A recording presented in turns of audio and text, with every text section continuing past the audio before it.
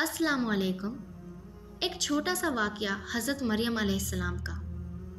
दोस्तों, क्या आप जानते हैं कि हज़रत मरियम अलैहिस्सलाम की वालिदा ने आपके पैदा होने से पहले अल्लाह ताला से मन्नत मांगी कि मेरे यहाँ औलाद होगी तो इससे दुनिया का कोई काम नहीं लूँगी और इसे अल्लाह ताला की नज़र करूँगी ताकि तमाम उम्र इबादत इलाही करता रहे। मगर जब लड़के की जगह हज़रत मरियम पैदा हुई तो आपकी वालिदा को बहुत रंज हुआ कि अब मैं अपनी मन्नत कैसे पूरी करूं, मेरे यहाँ तो लड़की हुई है। मगर अल्लाह ताला ने उन्हें कबूल किया। आपकी वालिदा ने कहा कि मैं इसका नाम मरियम रखती हूँ और इसको और इसकी औलाद को शैतान मरदूद से अल्लाह की पनाह देती हूँ। और दोस्तों, कुरान पाक में हज़रत मरियम अलैहिस्सलाम का जिक्र कई जगह आया है, खुसूसन सूरे मरियम में इसका जिक्र ज़्यादा है।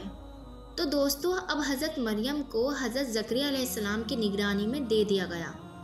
यह हर वक्त मस्जिद की मेहराब में बैठी इबादत करती रहीं। अल्लाह ताला उनको बेमौसम के फल खाने को देता। हज़रत ज़करिया अलैहिस्सलाम जब भी उनके पास आते और उनके पास ये सब चीज़ें देखते तो उनको बहुत ताज्जुब होता और हज़रत मरियम से पूछते कि ये सब चीज़ें तुम्हारे पास कहाँ से आईं। हज़रत मरियम जवाब देती कि ये सब चीज़ अल्लाह ताला की तरफ से है, वो जिसको चाहे बेहिसाब रिज़्क देता है। एक रोज़ का जिक्र है कि हज़रत मरियम अपने लोगों से पर्दा करके अलग पुरब रुख एक जगह जा बैठी तो अल्लाह पाक ने जिब्रील अलैहिस्सलाम को उनके पास भेजा और वो उनके पास कामिल इंसान की शक्ल में गए। हज़रत मरियम अलैहिस्सलाम ने गैर आदमी को अपने पास देखा तो पुकार उठी, अगर तुम नेक आदमी हो तो मैं तुमसे अल्लाह ताला की पनाह मांगती हूँ। फरिश्ते ने कहा कि मैं तुम्हारे रब की तरफ से भेजा गया हूँ कि तुम्हें पाक लड़का दूँ। इसका नाम मसीह होगा। वो दुनिया और आखिरत में मौजिज़ और अल्लाह के नेक मुकर्रब बंदों में से होगा। बड़ा होकर लोगों से बातें करेगा और नेक बच्चों में से होगा।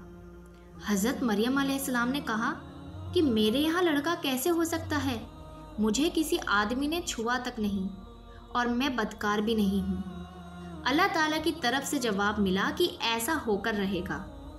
हम इसको लोगों के लिए एक निशानी बनाएंगे और अपनी रहमत का ज़रिया करार देंगे और इसको किताब अक्ल और दानाई, तौरात और इंजील की तालीम देंगे और इसे बनी इसराइल की तरफ रसूल बनाकर भेजेंगे।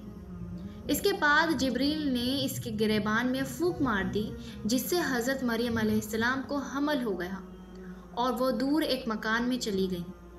उन्हें दर्द हुआ और वो इस दर्द की वजह से खजूर की एक दरख्त के नीचे चली गई।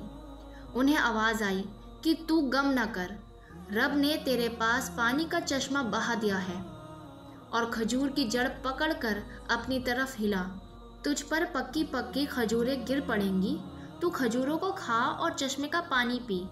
बेटे को देखकर अपनी आंखें ठंडी कर, फिर अगर किसी आदमी को एतराज़ करते देखे तो कह देना कि मैंने रब के लिए रोज़े की मन्नत मांगी है, इसलिए मैं किसी से बात नहीं करूँगी।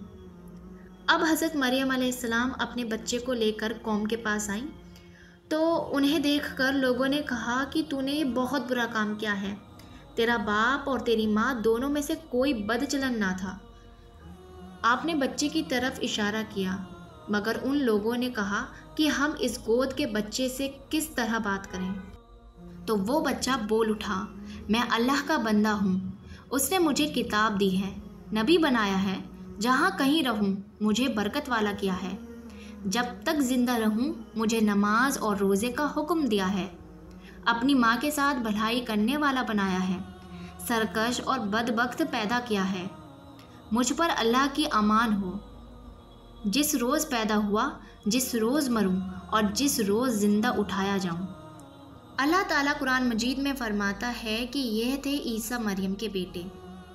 अल्लाह ताला ऐसा नहीं कि औलाद रखे, वो पाक ज़ात है। जब कोई काम करना चाहता है तो यही कहता है इसको कि हो जा, वो हो जाता है।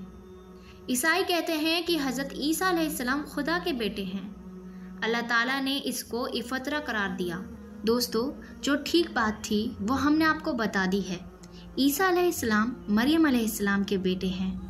अगर आप ईसा अलैहिस्सलाम का वाक़या भी सुनना चाहते हैं तो प्लीज़ कमेंट करना और इस चैनल को सब्सक्राइब कर लेना। अस्सलाम वालेकुम।